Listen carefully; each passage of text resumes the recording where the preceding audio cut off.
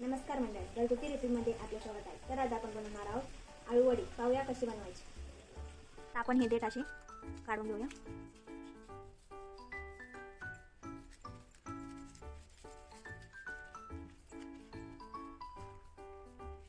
तर तुम्ही बघू शकता. आता आपण हे सगळे असे काढून घेतले. आता आपण याला स्वच्छ पाण्याने धुवून घेऊया. त्यासाठी लागणारं साहित्य: बेसन, 1 चम्मच मिरची पावडर, अर्धा चम्मच हळद, हिंग अर्धा चम्मच, जिरा आणि लसूण कुटलेला,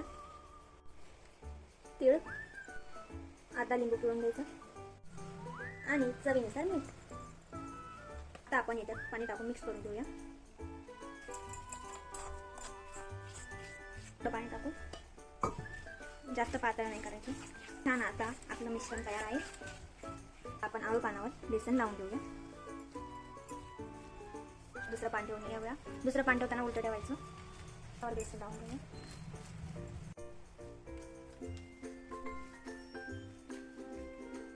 तुम्हाला हवे तितके पाणी तुम्ही टाकू शकता. मी 5 ते 6 पानांचं करणार आहे. तर मी आता 6 पानांना पीठ लावून घेतलं. आता आपण याचा रोल करून घेऊया. आता रोल करून घ्यायचा आहे आणि दुसऱ्या बाजूने पण रोल करून घ्यायचा. त्यावर आता बेसन लावूया. कडक रोल करून घ्यायचा. आता आपला रोल तयार आहे. बेसन लावून घेऊया. त्यांना पण बेसन लावून घ्यायचं.